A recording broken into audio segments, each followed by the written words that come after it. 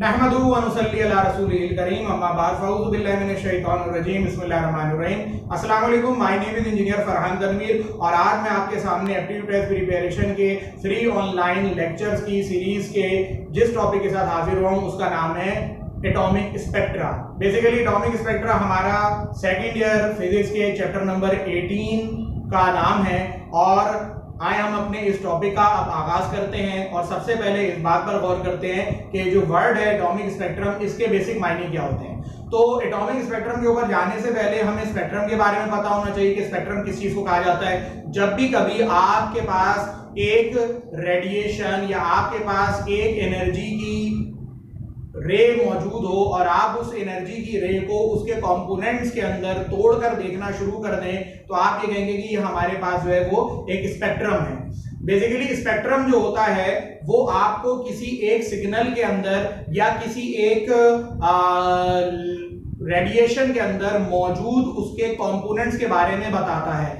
जैसे एग्जांपल के तौर से मैं आपसे बोलूं कि हमारे पास फर्ज कर लीजिए व्हाइट लाइट मौजूद है और तो व्हाइट सनलाइट को अगर आप प्रिज्म से पास करवाएंगे तो वो कितने कंपोनेंट्स के अंदर टूट जाएगी, तो वो 7 कंपोनेंट्स के अंदर टूट जाएगी। Violet, indigo, blue, green, yellow, orange और रेड। तो ये जो 7 कलर्स होंगे ये व्हाइट लाइट का स्पेक्ट्रम कहलाएगा। तो बात बड़ी सिंपल सी है, मेरी आवाज है, मेरी आवाज हालांकि साउंड वेव है, उसका हमारे इस चैप्टर से कोई ताल्लुक नहीं है, लेकिन बहरहाल अगर आप मेरी आवाज को भी क्या करेंगे उसके अंदर डिफरेंट फ्रीक्वेंसी के कंपोनेंट्स को या वेवलेंथ के हिसाब से उनको तोड़कर देखेंगे कि मेरी ये जो कंपोजिट आवाज है ये कितने सिग्नल से मिलकर बनी है, तो ये मेरी आवाज का क्या कहलाने लगेगा, स्पेक्ट्रम कहलाने लगेगा।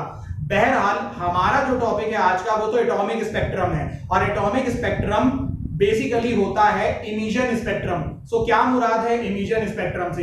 देखो, अगर तुम्हारे पास एक पतीली मौजूद हो और तुम उस पतीली को गर्म करना शुरू कर दो तो जाहिर सी बात है कि पतीली के अंदर एटम्स मौजूद हैं और एटम के पास इलेक्ट्रॉन्स मौजूद हैं जो आमतौर से अपनी लोएस्ट पॉसिबल स्टेट में बैठे हुए होते हैं जिसको कहा जाता है ग्राउंड स्टेट। लेकिन जब आप किसी भी पतीली को गर्म करते हैं तो उसके जो इलेक्ट्रॉन्स हैं या उसके जो एटम्स हैं वो एनर्जी को एब्जॉर्ब करते हैं और ये इलेक्ट्रॉन्स हायर एनर्जी ऑर्बिट्स के अंदर या हायर एनर्जी लेवल्स में मूव कर जाते हैं। लेकिन हम ये बात भी जानते हैं कि जब आप पतीली को उसके हाल पर छोड़ दोगे और मजीद गर्म करना उसको बंद कर दोगे तो फिर यही पतीली ठंडा होना शुरू हो जाएगी। और कैसे ठंडा होगी? ठंडा ये इस तरह से होगी कि इसके जो इलेक्ट्रॉन्स हायर एनर्जी लेवल में पहुंचे हुए हैं, यानी एटम ग्राउंड स्टेट से एक्साइटेड स्टेट में चला गया है। जब एटम अपनी नॉर्मल स्टेट में होता है उसको ग्राउंड स्टेट कहते हैं और जब एटम हायर एनर्जी स्टेट में चला जाता है या इलेक्ट्रॉन हायर एनर्जी स्टेट में चला जाता है तो फिर आप ये कहते हैं कि एटम जो है वो एक्साइटेड स्टेट में चला गया। लेकिन चूंकि सारी जिंदगी पतीली गर्म नहीं रह सकती, वो ठंडी भी होगी, तो जब ये पतीली तुम्हारी ठंडी होगी तो यही इलेक्ट्रॉन जो हायर एनर्जी ऑर्बिट्स में मौजूद है ये वहां से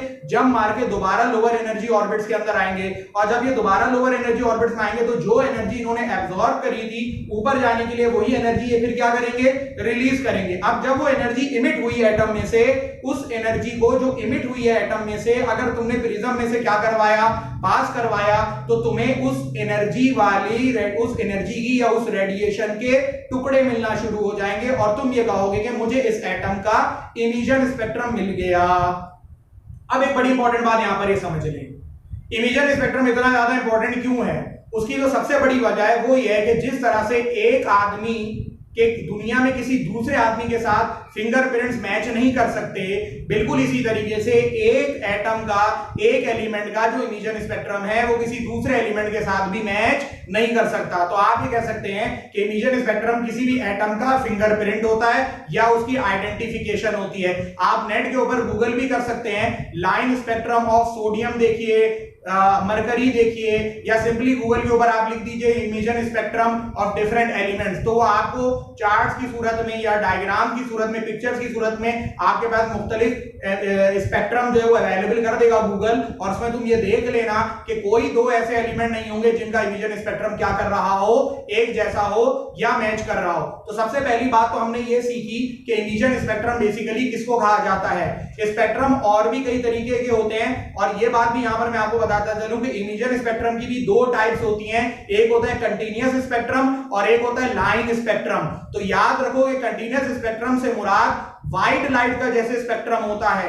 व्हाइट लाइट के स्पेक्ट्रम में जो 7 कलर्स होते हैं जिनको आप रेनबो के कलर्स भी कहते हैं, कौसो कज़ा के रंग भी उर्दू में कहते हैं, तो इन जो वेवलेंथ होती हैं या ये जो कलर्स होते हैं, क्योंकि कलर को वेवलेंथ से भी शो किया जाता है। और याद रखो कि जो हमारे पास विजिबल रीजन होता है, तो अल्लाह ताला ने जो विजिबल रीजन रखा है, जो इंसान की आंख देख सकती है, वो 400 नैनोमीटर से लेकर 700 नैनोमीटर की वेवलेंथ को अल्लाह ताला ने आपकी आंख को जज करने के काबिल बनाया है। यानी ये जो 400 नैनोमीटर है, इसके ऊपर तुम्हारे पास वायलेट होती है, और जब तुम 700 नैनोमीटर के ऊपर मूव कर जाते हो तो तुम्हारे पास रेड होती है। अगर तुम वायलेट से पहले आ जाओगे तो ये अल्ट्रा वायलेट कहलाएगी, और अगर तुम रेड के बाद चले जाओगे तो फिर ये IR यानी इंफ्रारेड कहलाने लगेगा। तो बहरहाल खैर, तो मैं आपको ये बात बता रहा था कि इमिशन स्पेक्ट्रम खुद दो टाइप के होते हैं, एक कंटीन्यूअस स्पेक्ट्रम होता है और दूसरा लाइन स्पेक्ट्रम होता है। कंटीन्यूअस स्पेक्ट्रम जैसे कि व्हाइट लाइट का स्पेक्ट्रम है, तो उसके अंदर आप ये देखते हो कि जो 7 कलर्स होते हैं उनके दरमियान में बिल्कुल भी खाली गैप नहीं होता, बल्कि जहां वायलेट खत्म हो रहा होता है तो उसी के साथ इंडिगो की लाइन शुरू हो जाती है, फिर इंडिगो जहां पर खत्म हो रहा होता है तो उसके साथ फिर ब्लू की लाइन शुरू हो जाती है, and so on and so fourth. इस तरह मामला तुम्हारा चलता रहता है। लेकिन अगर तुम ये देखोगे तुम्हारे कंपोनेंट वेवलेंथ के बीच में तुम्हारे पास डार्क बैकग्राउंड आ रहा है, यानी एक कलर आया, अब फिर कलर नहीं है, और फिर डार्क बैकग्राउंड, फिर अचानक एक और कलर आ गया, तो समझ जाओ इसको लाइन स्पेक्ट्रम कहते हैं या डिसकंटीन्यूअस स्पेक्ट्रम कहते हैं। तो जो एटम्स के या एलिमेंट्स के स्पेक्ट्रम होते हैं वो कंटीन्यूअस नहीं होते, एटम्स के या एलिमेंट्स के जो स्पेक्ट्रम होते हैं वो लाइन या डिसकंटीन्यूअस स्पेक्ट्रम होते हैं। तो उम्मीद है यहां तक बात आपको समझ में आ गई होगी। अब हम मजीद आगे मूव करते हैं, और अगला कॉन्सेप्ट जो हमें इस चैप्टर के अंदर पढ़ना है वो है बोहर की एटॉमिक थ्योरी। आसान अल्फाज में तुम ये कह लो कि हम ये जानना चाहते हैं कि क्यों ऐसा होता है कि एटम का जो स्पेक्ट्रम होता है वो लाइन स्पेक्ट्रम होता है और वो कंटीन्यूअस स्पेक्ट्रम नहीं होता। तो पहली बात तो ये कि भाई बोहर की एटॉमिक थ्योरी कहती क्या थी। देखो भाई, बोहर की जो एटॉमिक थ्योरी है, हालांकि बोहर की एटॉमिक थ्योरी में बहुत सारी गलतियां भी हैं, लेकिन बहरहाल ये बहुत सारी बातों को एक्सप्लेन करने के काबिल भी है। तो भाई बोहर की एटॉमिक थ्योरी ये कहती थी, सबसे पहली बात तो बोहर ये कहता था कि इलेक्ट्रॉन्स न्यूक्लियस के गिर्द सर्कुलर पाथ्स में घूम रहे होते हैं, जिन सर्कुलर पाथ्स को उसने ऑर्बिट्स का नाम दिया या एनर्जी लेवल का नाम दिया। दूसरा पॉइंट बोहर का ये था, नील बोहर का, 1913 में उसने अपनी ये थ्योरी पेश करी थी। दूसरा पॉइंट नील बोहर का ये था कि जब तक एक इलेक्ट्रॉन एक ही ऑर्बिट के अंदर घूम रहा है, ना तो एनर्जी को इमिट करता है ना एनर्जी को एब्जॉर्ब करता है। तीसरा पॉइंट बोहर ये कहता था कि जब भी एक इलेक्ट्रॉन एनर्जी को एब्जॉर्ब करके हायर एनर्जी ऑर्बिट में जाता है तो जो डिफरेंस होता है वो कितना एब्जॉर्ब करता होगा। जैसे मिसाल के तौर से तुम, एक एग्जांपल ले रहा हूं कि तुम 10 एनर्जी वाले ऑर्बिट में मौजूद हो और तुमको 40 एनर्जी वाले ऑर्बिट में जाना है, तो तुमको 30 एनर्जी को क्या करना पड़ेगा, एब्जॉर्ब करना पड़ेगा। और कल को जब तुम हायर एनर्जी ऑर्बिट से गिरकर नीचे आओगे तो यही 30 एनर्जी जो तुमने एब्जॉर्ब करी होगी, इसी 30 एनर्जी को तुम बाद में क्या करोगे, इमिट भी करोगे। यानी बोहर ने आपको एक फॉर्मूला दिया था एनर्जी एब्जॉर्ब्ड और इमिटेड का, और उसने ये कहा था कि डेल्टा E बराबर होता है E2 माइनस E1 के, यानी दो ऑर्बिट्स के दरमियान में जो ट्रांजिशन होती है इलेक्ट्रॉन्स की, तो वो उन दोनों ऑर्बिट्स की एनर्जी का बेसिकली डिफरेंस होता है। आखिरी पॉइंट जो बोहर साहब ने बहुत इंपॉर्टेंट पेश किया, जो आपको बड़ा गौर से समझना चाहिए, वो ये था कि बोहर ने आपको रूल बताया था कि न्यूक्लियस से कितने फासले पर पहला ऑर्बिट बनेगा, कितने फासले पर दूसरा ऑर्बिट बनेगा, कितने फासले पर तीसरा ऑर्बिट बनेगा, कितने फासले पर चौथा ऑर्बिट बनेगा। तो ऑर्बिट के बनने का कोई रूल तो होता होगा ना कि भाई इतने फासले पर पहला ऑर्बिट है, फिर उतने फासले पर दूसरा ऑर्बिट है। आप अपनी मर्जी से तो ऑर्बिट नहीं बना सकते, तो ऑर्बिट बनाने का जो रूल है वो और से इधर तवज्जो दीजिए और समझिए। ऑर्बिट सिर्फ उस सूरत में बन सकता है, फर्ज करो ये तुम्हारा न्यूक्लियस है और ये तुम्हारा कोई सा भी ऑर्बिट है, nth ऑर्बिट है, इसका ये रेडियस है r, तो और जाहिर बात है इसके अंदर कोई इलेक्ट्रॉन घूम रहा होगा, जिस इलेक्ट्रॉन की अपनी कोई वेलोसिटी भी होगी v, और उस इलेक्ट्रॉन का अपना कोई मास m भी होगा। तो बोहर ने कहा था कि ऑर्बिट बनने की शर्त यह है कि इस इलेक्ट्रॉन का एंगुलर मोमेंटम को हम किससे शो करते हैं, एंगुलर मोमेंटम को mvr से शो किया जाता है। तो बोहर ने रूल ये बताया था कि जब तुम ये देखो कि इलेक्ट्रॉन का एंगुलर मोमेंटम की वैल्यू, किसी भी ऑर्बिट में इलेक्ट्रॉन के एंगुलर मोमेंटम की वैल्यू अगर 1h आ जाए, 1h का मतलब 1h कट आ जाए, 1h कट का मतलब h कट बेसिकली h/2π को कहा जाता है, और h जो होता है वो प्लांक्स कांस्टेंट होता है। तो अगर तुम्हारे पास इस mvr की वैल्यू 1h कट आ जाए, h कट की जगह आप h/2π भी लिख सकते हैं। तो समझ जाना कि पहला ऑर्बिट बनेगा। और अगर MVR की वैल्यू तुम्हारी 2h कट आ जाए तो समझ जाना दूसरा ऑर्बिट बनेगा। 3h कट आ जाए तो समझ जाना तीसरा ऑर्बिट बनेगा। और अगर MVR की वैल्यू NH कट आ जाए तो nth ऑर्बिट बनेगा। ये शर्त है ऑर्बिट बनने की कि जब भी ऑर्बिट बन रहा होगा तो इलेक्ट्रॉन का एंगुलर मोमेंटम बराबर होगा NH कट के। और H कट का मतलब मैंने आपको बता दिया रिड्यूस्ड प्लांक्स कांस्टेंट, क्योंकि H कट असल में h/2 पाई है, तो H प्लांक्स कांस्टेंट है तो h/2 पाई यानी H कट हो गया रिड्यूस्ड प्लांक्स कांस्टेंट। तो प्लांक्स कांस्टेंट की जो वैल्यू होती है वो तो होती है 6.625 into 10 की power -34 J.S joule dot second. लेकिन H कट में जब आप इसको 2 पाई से डिवाइड कर देते हैं तो ये 1.05 10 की पावर -34 J.S यानी जूल डॉट सेकेंड बन जाती है। तो उम्मीद है आपको बोहर की एटॉमिक थ्योरी समझ में आ गई होगी। आए अब हम मूव करते हैं बोहर की एटॉमिक थ्योरी की बुनियाद पर दो बड़े इंपॉर्टेंट फॉर्मूलाज कैलकुलेट किए गए हैं, और वो दो बड़े इंपॉर्टेंट फॉर्मूलाज हैं रेडियस ऑफ हाइड्रोजन एटम और energy of electron in hydrogen atom.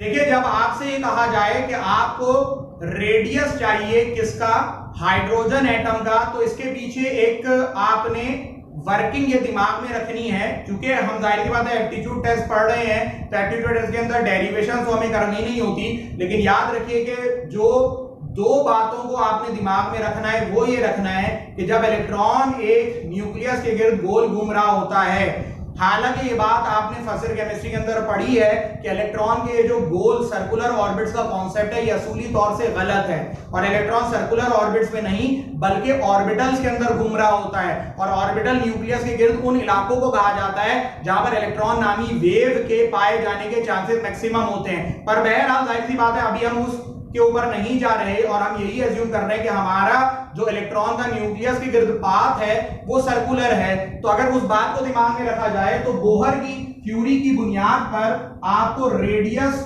किसी भी ऑर्बिट का अगर निकालना हो तो आपके पास फॉर्मूला होता है 0.529 n² एंगस्ट्रॉम। ये है वो फॉर्मूला जो आपको किसी भी ऑर्बिट का रेडियस कैलकुलेट करके दे सकता है। तो अगर तुम्हें पहले ऑर्बिट का रेडियस चाहिए हो तो 0.529 1² एंगस्ट्रॉम कर लो, ठीक है। दूसरे ऑर्बिट का रेडियस चाहिए हो तो 0.529 2 का स्क्वायर एंगस्ट्रॉम कर लो। तीसरे ऑर्बिट का रेडियस चाहिए हो तो 0.529 3 का स्क्वायर एंगस्ट्रॉम कर लो। तो आप यहां पर ये देख सकते हैं कि जो रेडियाई हैं वो किस ऑर्डर में बढ़ रहे हैं। ये अगर 1 गुना है तो ये उसके मुकाबले में 4 गुना हो गया, और ये उसके मुकाबले में 9 गुना हो गया। अगर मैं चौथे ऑर्बिट का निकालता तो वो 16 टाइम्स आता। तो जो बचपन में आप लोग डायग्राम्स बनाया करते थे और आप जनरली ये किया करते थे कि न्यूक्लियस बनाते थे और फिर इक्वल इक्वल फासलों पर आप ऑर्बिट्स बनाते थे, तो ये गलत था। क्यों गलत था? क्योंकि ऑर्बिट्स का जो फासला है वो यूनिफॉर्म नहीं है। पहला ऑर्बिट अगर 1 मान लिया जाए तो दूसरा ऑर्बिट उसके मुकाबले में 4 गुना लार्ज है, तीसरा ऑर्बिट उसके मुकाबले में 9 गुना लार्ज है, और चौथा ऑर्बिट 16 गुना। इस तरह से स्क्वायर की फॉर्म में जो है वो ऑर्बिट्स का साइज क्या होता चला जा रहा है, बढ़ता चला जा रहा है। बहरहाल तो ये फॉर्मूला जो है वो आपको रेडियस कैलकुलेट करके देता है किसी भी ऑर्बिट का, और इसमें ये जो एंगस्ट्रॉम है ये असल में 10 की पावर -10 मीटर या 10 की पावर -8 सेंटीमीटर या 10 की पावर -7 मिलीमीटर, जो बोलना चाहें आप बोल सकते हैं। सेकंड इंपॉर्टेंट बात जो बोहर की थ्योरी की बुनियाद पर हमने कैलकुलेट करी वो था एनर्जी किसी भी ऑर्बिट की, या कह लें इलेक्ट्रॉन की एनर्जी किसी भी ऑर्बिट के अंदर, क्योंकि ऑर्बिट की एनर्जी तो असल में इलेक्ट्रॉन की एनर्जी होती है, क्योंकि ऑर्बिट में इलेक्ट्रॉन ही घूम रहा होता है। तो अगर आपको किसी भी ऑर्बिट की एनर्जी कैलकुलेट करनी हो, En का फॉर्मूला होता है -13.6 upon n² electron volt. Electron volt एक एनर्जी का यूनिट है जो कि छोटा यूनिट है। वजह यह है कि अगर आप जूल में एटम्स की एनर्जियों को या इलेक्ट्रॉन्स की एनर्जी को नापने बैठ जाएंगे तो वो इतनी छोटी वैल्यू आएगी कि आपको लिखते हुए बड़ा अजीब सा लगेगा। तो एक इलेक्ट्रॉन वोल्ट बहुत ही छोटा एनर्जी का यूनिट होता है। एक इलेक्ट्रॉन वोल्ट बराबर होता है 1.6 × 10 की पावर -19 जूल के। तो ये बहुत ही छोटा सा यूनिट है। ये बिल्कुल वो वाली मिसाल है कि आप सोना खरीदने जाते हैं तो आप सोने वाले से जाके ये नहीं बोलते हाँ भाई 1 टन सोने की कीमत बता दो, क्योंकि जाहिर बात है कि उसके लिए वहां पर जो प्रॉपर यूनिट है वो तोला है। ठीक है, बिल्कुल इसी तरीके से जब आप एस्ट्रोनॉमिकल डिस्टेंसेस को नापते हैं तो चूंकि वो इतने बड़े डिस्टेंसेस होते हैं कि अगर आप उसको नॉर्मली मीटर के अंदर नापने लगेंगे तो बेकार बात है। तो एस्ट्रोनॉमिकल डिस्टेंसेस के लिए आपको भी मालूम है आप लाइट ईयर्स का इस्तेमाल करते हैं, या एस्ट्रोनॉमिकल डिस्टेंसेस के लिए आप लोग जो है वो एस्ट्रोनॉमिकल यूनिट का इस्तेमाल करते हैं। तो बात सिर्फ इतनी सी है कि जब जिस तरह का मामला हो उसी तरह का यूनिट बनाया जाता है। यही जब आप अपने घर का इलेक्ट्रिक बिल कैलकुलेट करते हो तो जूल में नहीं करते, उसके लिए फिर आपने एक स्पेशल यूनिट बनाया हुआ है किलोवाट आवर। जो एक यूनिट गिरता है आपके बिजली के बिल का, जो कैसे कहते हैं ना कि 300 यूनिट कंज्यूम हो गए या 400 यूनिट कंज्यूम हुए इस महीने में, तो वो 1 किलोवाट आवर होता है। क्योंकि बिजली के बिल में अगर आप जूल के अंदर मेजरमेंट करने लगेंगे तो इतना बड़ा नंबर आ जाएगा। तो कहने का मकसद है कि जब एनर्जी दरमियानी कैफियत की हो तो जूल में नाप लो, जब एनर्जी बहुत बड़ी मिकदार में हो तो फिर किलोवाट आवर में कमर्शियल एनर्जी नापी जाती है, और जब छोटी मिकदार में हो तो फिर आप क्या करो इलेक्ट्रॉन वोल्ट में नाप लो, वरना किलो जूल पर मोल या किलो कैलोरी पर मोल में नाप लो। बहरहाल तो इलेक्ट्रॉन की जो एनर्जी है वो -13.6 इलेक्ट्रॉन वोल्ट है अपॉन n स्क्वायर। अगर आप पहले ऑर्बिट की कैलकुलेट करोगे तो आपके पहले ऑर्बिट की एनर्जी -13.6 अपॉन 1 का स्क्वायर, तो ये -13.6 ही आ जाएगी। अगर दूसरे की कैलकुलेट करोगे तो फिर तुम क्या करोगे, E2 बराबर होगा -13.6 डिवाइडेड बाय 2 का स्क्वायर। इसको कैलकुलेट करेंगे तो -3.4 इलेक्ट्रॉन वोल्ट आ जाएगी। इसी तरह तीसरे की -1.51 इलेक्ट्रॉन वोल्ट आ जाएगी। अब जैसे जैसे आप हायर एनर्जी ऑर्बिट पर जा रहे हैं आपकी एनर्जी बढ़ती चली आ रही है, क्योंकि नेगेटिव का जो नंबर छोटा होता है वो हकीकत बड़ा होता है। तो ये -13.6 छोटा है, -3.4 उससे बड़ा हो गया, -1.51 उससे बड़ा हो गया। अब एक रूल सुन लो और हमेशा याद रखना, जब तक इलेक्ट्रॉन की एनर्जी नेगेटिव में है तो समझ जाओ वो इलेक्ट्रॉन एटम की कैद में है, वो न्यूक्लियस की कैद में है। जैसे ही उस इलेक्ट्रॉन की एनर्जी 0 या पॉजिटिव हो गई तो समझ जाना वो एटम की कैद से क्या हो गया, आजाद हो गया। तो अगर मैं आपसे पूछूंगा कि अगर मेरा इलेक्ट्रॉन ग्राउंड स्टेट यानी n=1 सबसे लोएस्ट पॉसिबल स्टेट में मौजूद है तो बताओ उसकी एनर्जी उस वक्त कितनी है, तो आप जवाब देंगे -13.6 इलेक्ट्रॉन वोल्ट है। अब मैं आपसे अगर ये बोलूं कि मुझे इस इलेक्ट्रॉन को एटम से ही बाहर निकाल देना है, एक बात ये याद रखो, जब तुम इलेक्ट्रॉन को एटम से ही बाहर निकाल देते हो ग्राउंड स्टेट से उठाकर, तो ऐसे मामले को क्या कहा जाता है, आयोनाइजेशन पोटेंशियल। क्योंकि जाहिर बात है जब आप हाइड्रोजन के इस -13.6 इलेक्ट्रॉन वोल्ट एनर्जी वाले इलेक्ट्रॉन को आप उठाकर एटम से बाहर फेंक दोगे तो पीछे फिर जो हाइड्रोजन होगा उसके ऊपर तो पॉजिटिव चार्ज आ जाएगा, वो H+1 बन जाएगा और तुम ये बोलोगे मैंने अपने एटम को आयोनाइज कर दिया। तो अगर आपसे पूछा जाए कि एक इलेक्ट्रॉन है या एक एटम है उसमें इलेक्ट्रॉन की एनर्जी -13.6 इलेक्ट्रॉन वोल्ट हो रही है तो इसको आयोनाइज करने के लिए कितनी एनर्जी देनी होगी, तो आप बोलेंगे इसको आयोनाइज करने के लिए मिनिमम 13.6 इलेक्ट्रॉन वोल्ट एनर्जी देनी होगी, क्योंकि -13.6 में जब +13.6 होगा ये 0 हो जाएगा और ये न्यूक्लियस की गैस से आजाद हो जाएगा। अगर आपने -13.6 इलेक्ट्रॉन वोल्ट वाले इलेक्ट्रॉन को 14 एनर्जी दे दी तो ये बाहर भी निकल जाएगा, और एक्स्ट्रा कितनी दी, -13.6 + 14 + 0.4, तो बाकी 0.4 इलेक्ट्रॉन वोल्ट से तुम्हारा ये इलेक्ट्रॉन दौड़ना भी शुरू कर देगा, यानी उसके पास काइनेटिक एनर्जी भी आ जाएगी। तो उम्मीद है ये मामला भी आपको समझ में आ गया होगा कि जैसे जैसे आप हायर एनर्जी ऑर्बिट में जाते हैं तो आपके इलेक्ट्रॉन की एनर्जी में क्या होता चला जाता है, इजाफा होता चला जाता है। अब हम मजीद आगे मूव करते हैं और इस चैप्टर में जो अगली चीज हमको देखनी है वो है एक्साइटेशन पोटेंशियल। आयोनाइजेशन पोटेंशियल तो मैंने आपको बता दिया, आयोनाइजेशन पोटेंशियल में आप अपने इलेक्ट्रॉन को एटम से ही बाहर निकाल देते हैं। एक्साइटेशन पोटेंशियल क्या मुराद है, देखिए भाई अगर मैं आपसे बोलूं कि मेरा इलेक्ट्रॉन n=1 में है तो आप ये बोलेंगे अच्छा आप ये कह रहे हैं कि आपका इलेक्ट्रॉन ग्राउंड स्टेट में, मैंने बोला जी ग्राउंड स्टेट में है। अब मैंने आपसे कहा कि मैं ये चाहता हूं कि मेरा इलेक्ट्रॉन n=2 में चला जाए, n=2 का मतलब सेकंड ऑर्बिट में चला जाए, तो भाई सेकंड ऑर्बिट में भेजने के लिए मुझे इसको एनर्जी तो देनी पड़ेगी ना, तो वो एनर्जी जो मुझे इलेक्ट्रॉन को ग्राउंड स्टेट यानी n=1 से उठाकर किसी ऑर्बिट में भेजने के लिए देनी पड़ती है उस एनर्जी को कहा जाता है एक्साइटेशन पोटेंशियल, और अगर बाहर निकाल दूंगा एटम से तो आयोनाइजेशन पोटेंशियल। तो अगर मैं आपसे पूछूं कि सेकंड ऑर्बिट की एक्साइटेशन पोटेंशियल फॉर n=2 कितनी होगी, तो बाय डिफॉल्ट वो कहां पर मौजूद है, -13.6 में मौजूद है, और तुम कहां लेकर जाना चाहते हो, -3.4 में ले आना चाहते हो। तो -3.4 में से -13.6 कर दो, तो -3.4 प्लस 13.6, ये तुम्हारा हो गया मेरा ख्याल है 10.2 इलेक्ट्रॉन वोल्ट। तो 10.2 इलेक्ट्रॉन वोल्ट अगर तुमने किसी इलेक्ट्रॉन को दिया जो कि इनिशियली n=1 में मौजूद था, तो वो जब मारकर n=2 में आ जाएगा। इसी तरीके से अगर मैं तुमसे बोलूंगा कि एक्साइटेशन पोटेंशियल निकालो तीसरे ऑर्बिट के लिए, तो तीसरे ऑर्बिट की एनर्जी -1.51 इलेक्ट्रॉन वोल्ट है। तो -1.51 इलेक्ट्रॉन वोल्ट में से -13.6, क्योंकि स्टार्ट ग्राउंड स्टेट से ही किया जाता है, तो -1.51 प्लस 13.6, अब ये जितनी भी एनर्जी बने ये तुम्हारा वो इलेक्ट्रॉन वोल्ट एनर्जी हो जाएगी जो तुम्हारे इलेक्ट्रॉन को एक्साइट करके ग्राउंड स्टेट से n=3 में लेकर चला जाएगा। तो उम्मीद है एक्साइटेशन पोटेंशियल का कॉन्सेप्ट भी आपको समझ में आ गया होगा। आयोनाइजेशन पोटेंशियल में एटम से बाहर फेंक देते हैं इलेक्ट्रॉन को एनर्जी देकर, और आयोनाइजेशन पोटेंशियल में एटम से बाहर फेंक देते हैं इलेक्ट्रॉन को एनर्जी देकर, और एक्साइटेशन पोटेंशियल में एक लोअर एनर्जी ऑर्बिट से इलेक्ट्रॉन को जंप मारकर हायर एनर्जी ऑर्बिट में मूव करवा दिया जाता है। अब हमें इस चैप्टर के अगले टॉपिक पर मूव करना है, और इस चैप्टर का जो अगला टॉपिक है वो है hydrogen atom spectrum. Hydrogen atom spectrum.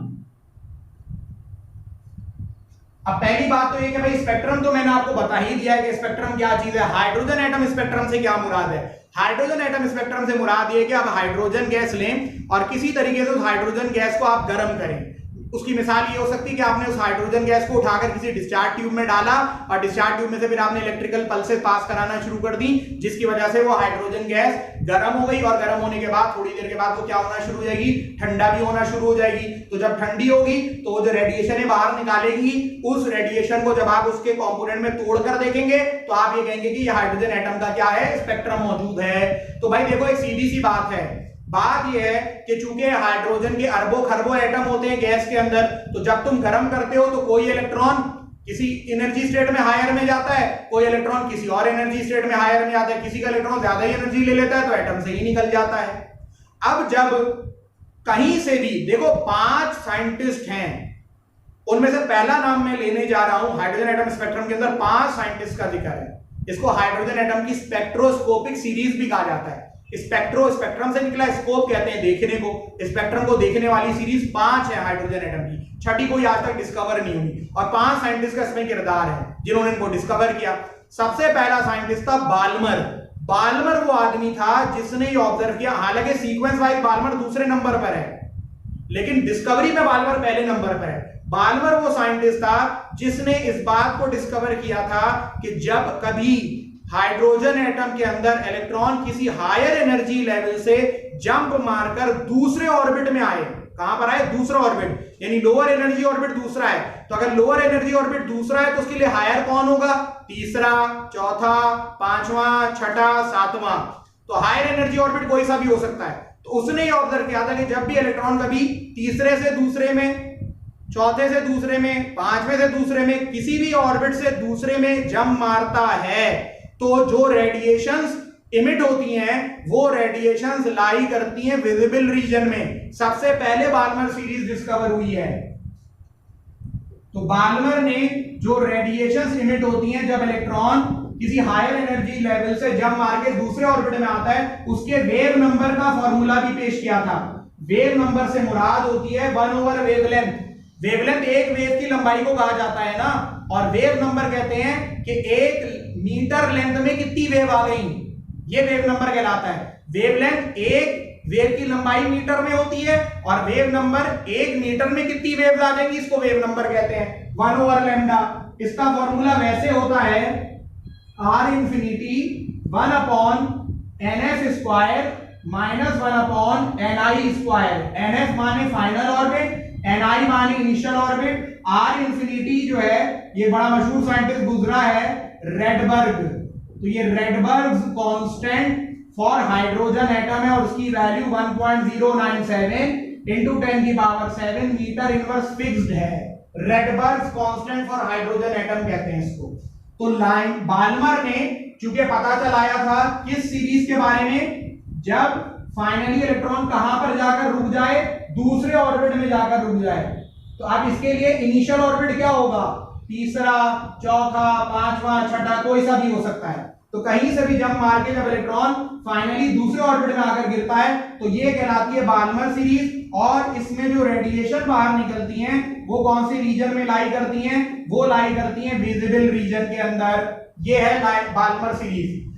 इसके बाद ये सबसे पहले ये डिस्कवर हुई थी क्योंकि विजिबल रीजन में थी, लेकिन इसके अलावा और भी सीरीज हैं, 4 और भी सीरीज हैं। और वो 4 सीरीज कौन सी हैं, बाल्मर से पहले एक और साइंटिस्ट था, यानी बाल्मर की सीरीज से पहले, वैसे तो डिस्कवरी वाइज बाद में आया, लाइमन ने फाइनल ऑर्बिट 1 के हिसाब से सीरीज को डिस्कवर किया। तो इसमें फिर मुझे बस क्या करना पड़ेगा, मुझे एक 2 वाला ऑर्बिट एक्स्ट्रा करना पड़ेगा। तो अगर इलेक्ट्रॉन किसी भी हायर एनर्जी ऑर्बिट से जंप मार के पहले ऑर्बिट में आकर रुक जाए तो इसको कहा जाता है लाइमन सीरीज। और ये विजिबल रीजन में नहीं लाई करती, ये लाई करती है अल्ट्रा वायलेट रीजन में, क्योंकि सबसे ज्यादा एनर्जी इसी में निकलती है। सबसे ज्यादा एनर्जी लाइमन सीरीज में क्यों निकलती है, इलेक्ट्रॉन हायर से जंप मार के पहले में आके गिरता है, तो सबसे गंदी छलांग यहीं पर लग रही है। इसके बाद लाइमन सीरीज के बाद लाइमन हो गया, बाल्मर हो गया, अब आती है पेस्चन सीरीज। पेस्चन सीरीज के अंदर इलेक्ट्रॉन कहीं से भी जंप मार के तीसरे ऑर्बिट में आकर गिरता है, और मुझे इसमें से दूसरा तीसरा फिर मिटाना पड़ेगा, क्योंकि तीसरे ऑर्बिट में अगर गिर रहा है तो उसके लिए हायर एनर्जी ऑर्बिट चौथा, पांचवा, छठा होगा। और ये जो रीजन होता है ये कौन सा रीजन होता है, IR, इंफ्रारेड रीजन। उसके बाद पेस्चन सीरीज के बाद जो अगली सीरीज होती है वो होती है ब्रैकेट सीरीज। और ब्रैकेट सीरीज के अंदर इलेक्ट्रॉन कहीं से भी जंप मार के चौथे ऑर्बिट में आकर गिरता है, और उसके लिए जो हायर एनर्जी ऑर्बिट होता है वो पांचवा, छठा, सातवां इस तरह से होता है। और इसका जो रेडिएशन होती है फार इंफ्रारेड रीजन में लाई करती है, होता है इंफ्रारेड ही लेकिन फार इंफ्रारेड रीजन। आखिरी सीरीज ब्रैकेट के बाद जो सीरीज है इसको कहा जाता है फंड सीरीज। ये पी साइलेंट है, और फंड सीरीज में इलेक्ट्रॉन कहीं से भी जंप मार के पांचवें ऑर्बिट में आकर गिरता है। और फंड सीरीज के लिए जो हायर एनर्जी ऑर्बिट होंगे वो भी 6, 7, 8 होंगे। इसकी रेडिएशन भी फार इंफ्रारेड रीजन में ही लाई करती है। तो साबित हुआ कि हाइड्रोजन एटम के अंदर आपके पास 5 डिफरेंट तरह की सीरीज हैं। लाइमन जिसमें फाइनल ऑर्बिट 1 होता है, उसमें जो एनर्जी निकलती है वो अल्ट्रा वायलेट होती है। बाल्मर जिसमें फाइनल ऑर्बिट 2 होता है, उसमें जो एनर्जी निकलती है वो विजिबल रीजन में होती है।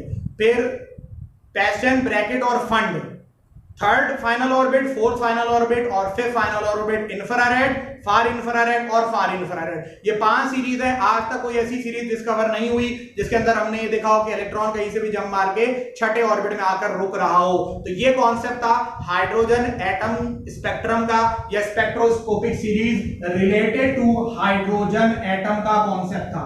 अब हम मूव करेंगे मजीद आगे, और अगला जो कॉन्सेप्ट हमें पढ़ना है वो पढ़ना है हमें एक्सरेज के बारे में।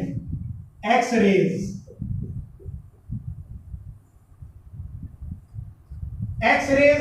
कैसे पैदा होती हैं और सबसे पहले इनको किसने डिस्कवर किया, तो शायद आप लोगों ने एक्सरे के डिस्कवरर का नाम सुना हो जिसका नाम था रॉयंटजन। रॉयंटजन साहब वो थे जिन्होंने एक्सरेज को डिस्कवर किया था।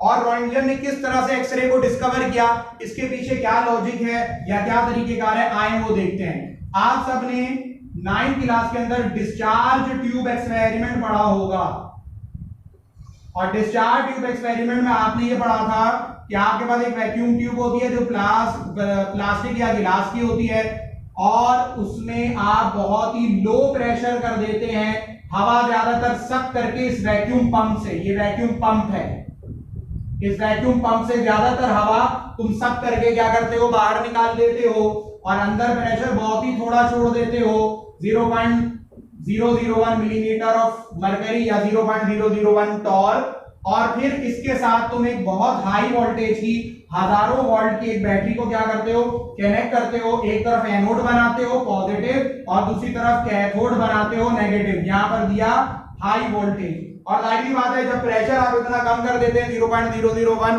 मिलीमीटर ऑफ मरकरी, तो फिर आप ये देखते हैं कि कैथोड रेस पैदा होती हैं। और कैथोड रेस क्या होती हैं, फास्ट मूविंग इलेक्ट्रॉन्स होते हैं जो कैथोड से निकलते हैं और वो मूव करते हुए किसकी तरफ जाते हैं, एनोड की तरफ, और एनोड पर जाकर वो टक्करें मारते हैं।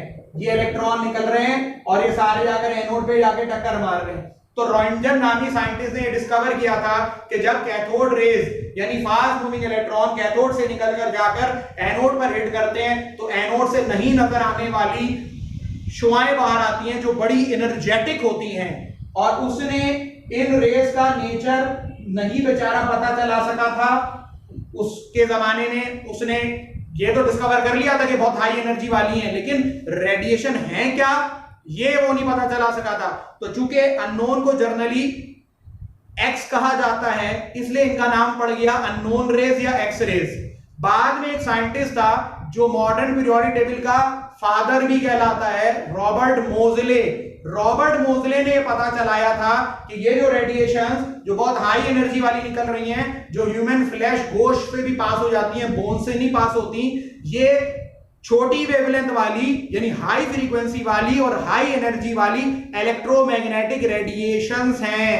तो इसलिए बाद में उन रेस का नाम चेंज करके एक्सरेज से रॉन्टजन रेस तो कर दिया गया, लेकिन मार्केट में आज भी आप एक्सरेज के नाम से ही अपने एक्सरे करवाते हैं। तो बहरहाल एक्सरेज क्या होती हैं? हाईली एनर्जेटिक छोटी वेवलेंथ यानी हाई फ्रीक्वेंसी और हाई एनर्जी वाली इलेक्ट्रोमैग्नेटिक रेडिएशंस होती हैं, जो जाहिर सी बात है कि खतरनाक रेडिएशंस होती हैं। तो जब आप अपना एक्सरे करवाते हैं तो आपकी बॉडी को मिनिमम एक्सपोजर दिया जाता है, क्योंकि ये एक्सरेज जो है वो आपके टिश्यूज को, सेल्स को डैमेज करना भी शुरू कर देती हैं। बहरहाल ये तो थी एक्सरे की डिस्कवरी। अब हमें ये देखना है, जैसे हमने हाइड्रोजन एटम का स्पेक्ट्रम पढ़ा, इसी तरह से हमारे कोर्स में अगला टॉपिक है एक्सरे का स्पेक्ट्रम पढ़ना, या यूं कह लो कि एक्सरे पैदा क्यों हुई जब कैथोड रेज ने यानी इलेक्ट्रॉन्स ने जाकर टक्कर मारी कहां पर? एनोड के ऊपर। तो इसमें से नहीं नजर आने वाली एक्सरे निकली ही क्यों? तो इसका जवाब तुम्हें मिलेगा एक्सरे स्पेक्ट्रम के अंदर। तो आओ स्टार्ट करते हैं अपना अगला टॉपिक, और हमारा जो नेक्स्ट टॉपिक है ये एक्सरे स्पेक्ट्रम। इसके अंदर आप ये भी समझ लेंगे कि एक्सरेज जो पैदा हुई जब इलेक्ट्रॉन्स ने जाके एनोड के ऊपर टक्कर मारी, तो दो वजूहात होती हैं एक्सरेज के पैदा होने के पीछे। एक्सरे का स्पेक्ट्रम दो तरह का होता है। पहला जो एक्सरे का स्पेक्ट्रम होता है इसको कहा जाता है कंटिन्यूअस एक्सरे स्पेक्ट्रम, या जर्मन वर्ड ब्रह्मस्ट्रोहलन भी कहते हैं इसको। तो एक्सरे स्पेक्ट्रम की फर्स्ट टाइप है कंटिन्यूअस एक्सरे स्पेक्ट्रम या एक्सरे ब्रह्मस्ट्रोहलन, और दूसरा जो होता है ये डिसकंटिन्यूअस, या इसको कहा जाता है कैरेक्टरिस्टिक एक्सरे स्पेक्ट्रम। अब एक सवाल ये पैदा होता है कि ये दो तरीके जो मैंने यहां पर नाम लिखे हैं, कौन से दो नाम? कंटिन्यूअस या ब्रह्मस्ट्रोहलन, और दूसरा नाम कौन सा? Characteristic X ray spectrum. ये बेसिकली है क्या?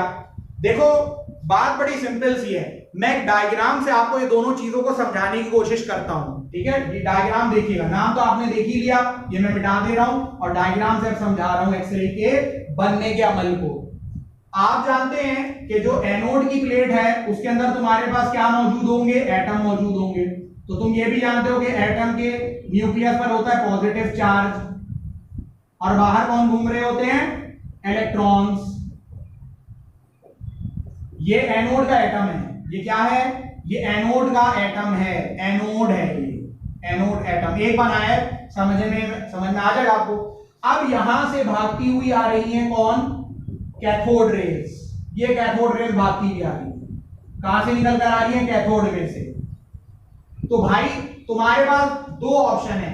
पहला ऑप्शन तो ये, एक तो ये कि कैथोड रेज जाकर अगर न्यूक्लियस को टक्कर मारेंगे तो जाहिर बात है न्यूक्लियस का कुछ भी नहीं उखाड़ सकती।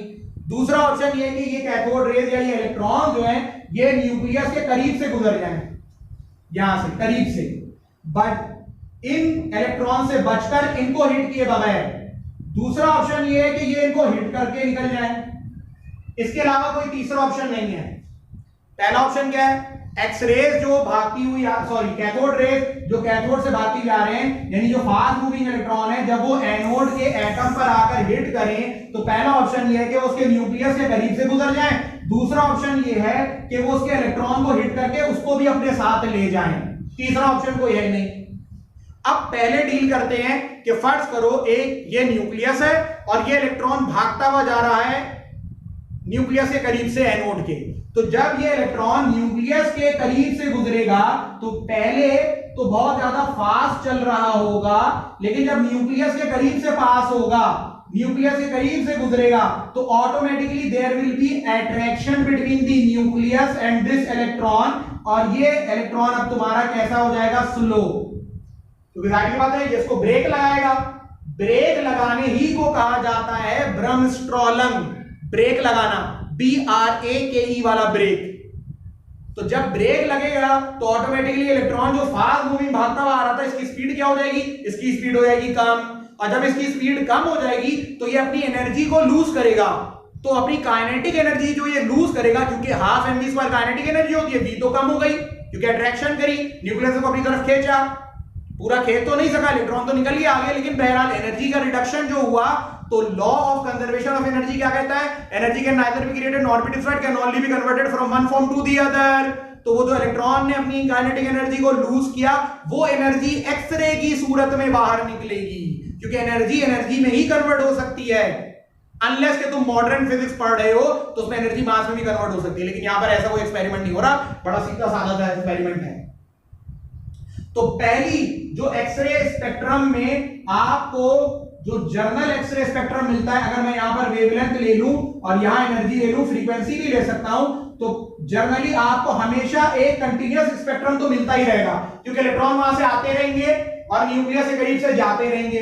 बहुत ही कम ऐसा होगा कि कोई इलेक्ट्रॉन जो कैथोड से भागता हुआ आ रहा है वो एनोड के एटम के इलेक्ट्रॉन को टक्कर मार के निकाल दे, होगा तो कभी ना कभी, लेकिन कम होगा, क्योंकि ज्यादातर एटम का इलाका खाली पड़ा होता है, तो बहुत ही कम चांस है कि इसको टक्कर मार के निकाल दे। लेकिन फर्ज करो अगर निकाल दिया, एग्जाम्पल ले लेते हैं, ये k ऑर्बिट है, ये l ऑर्बिट है, और बाहर में एक ऑर्बिट और बना देता हूं, ये मेरा m ऑर्बिट है।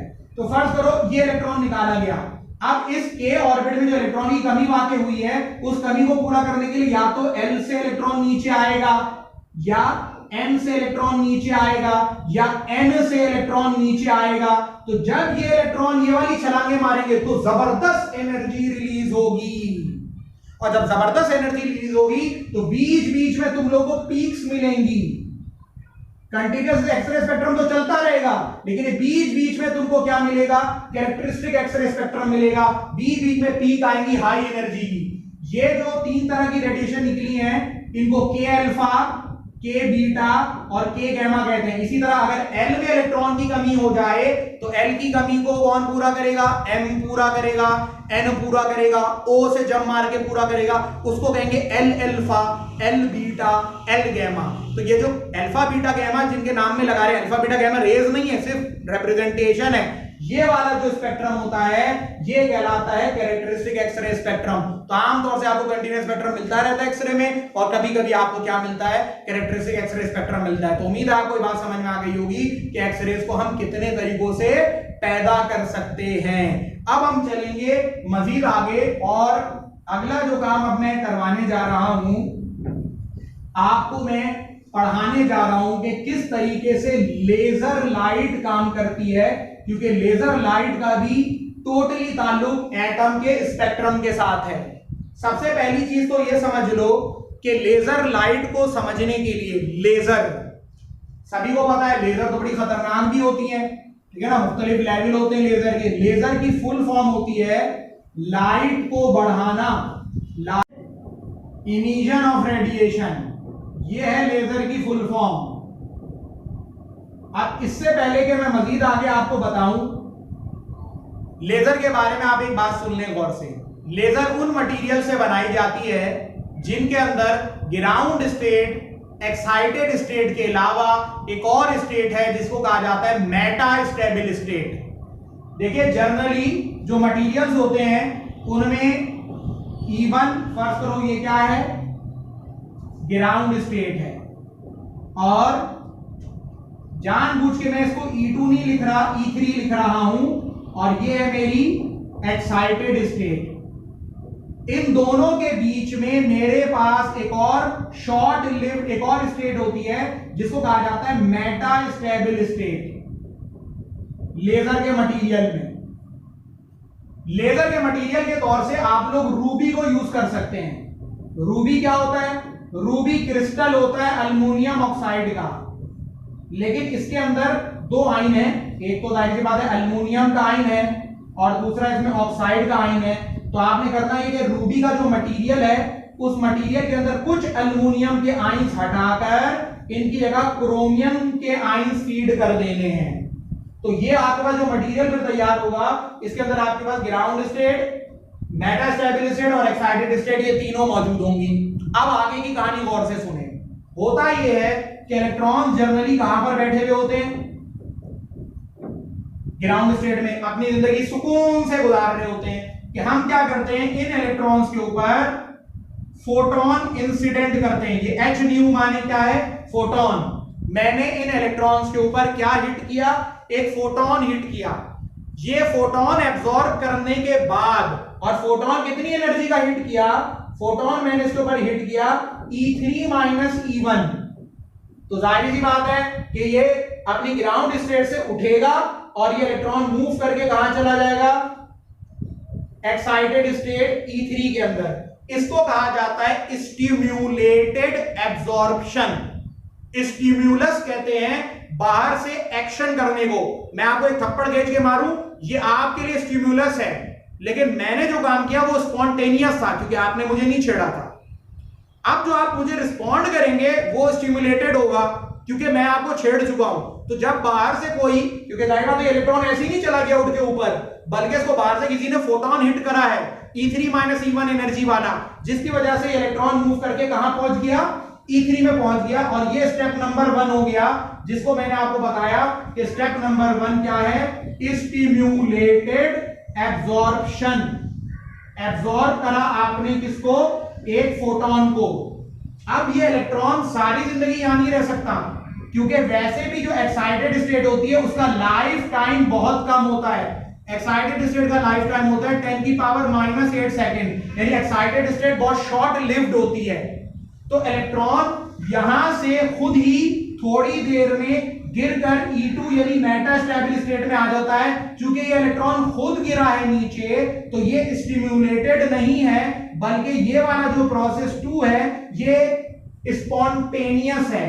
तो सेकेंड स्टेप जो हुआ वो हुआ स्पॉन्टेनियस। जब खुद कोई काम हो तो वो स्पॉन्टेनियस इमिशन होगा।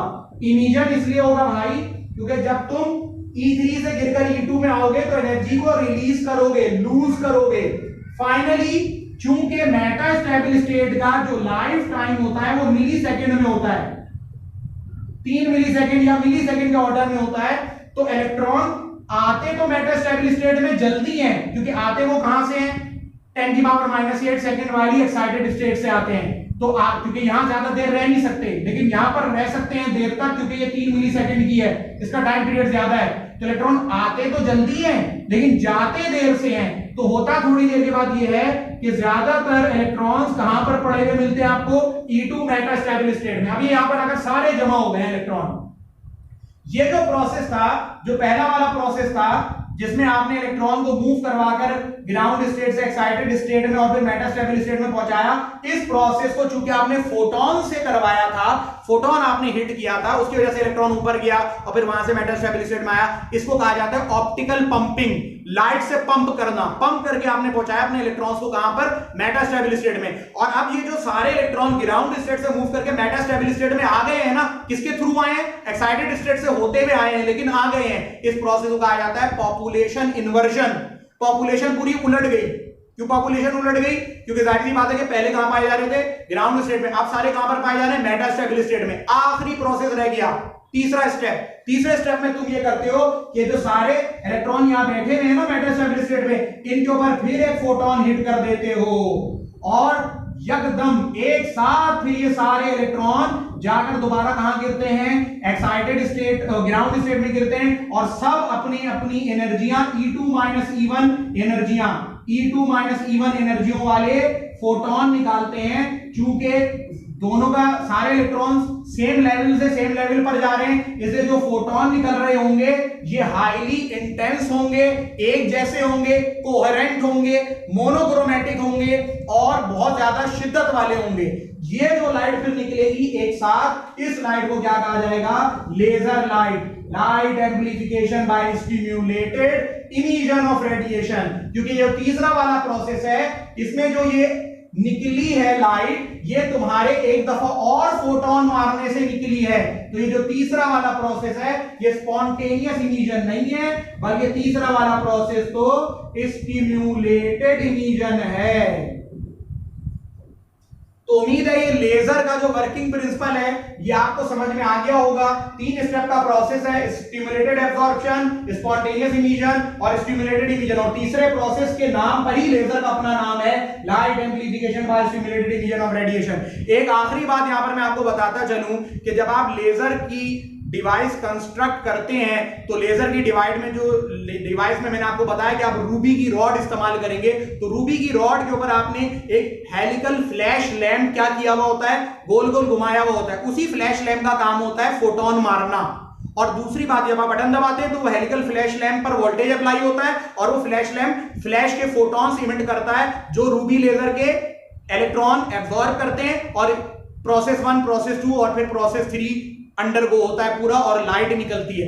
प्लस एक बड़ी इंपॉर्टेंट बात ये मैं आपको बताता चलूं कि लेजर के जो फोटोन निकलते हैं ना, जो यहां पर ये सारे फोटोन निकले हैं, इनको तुम पहली दफा में ही बाहर निकलने नहीं देते, बल्कि जो रूबी रॉड की 2 एंड्स होते हैं उसमें एक एंड तो पूरा सिल्वर्ड होता है, यानी वहां से तो फोटोन बाहर आ ही नहीं सकता, और जो दूसरा वाला एंड होता है वो पार्शियली सिल्वर्ड होता है, यानी वहां से फोटोन सिर्फ उस वक्त निकल सकेगा जब लाइट मल्टीपल दफा टकराने के बाद इतनी ताकतवर हो जाए तो फिर पास हो सकेगी। तो इससे क्या फायदा होगा? इससे फायदा ये होगा कि जब तक के लाइट फुल ताकतवर, फुल पावरफुल या फुल इंटेंस ना हो जाए, यानी लेजर तैयार अच्छी वाली ना हो जाए, तब तक वो रूबी की रॉड उसको बाहर निकलने नहीं देने वाली। तो उम्मीद है ये एटॉमिक स्पेक्ट्रा का जो चैप्टर है ये आपको डिटेल में समझ में आ गया होगा, ठीक है ना। इंशाअल्लाह ताला नेक्स्ट वीडियो में आपके सामने हाजिर होंगे इसी सेकंड ईयर फिजिक्स के एक और चैप्टर के साथ। तब तक इजाजत दीजिए। अस्सलाम वालेकुम व रहमतुल्लाहि व बरकातहू।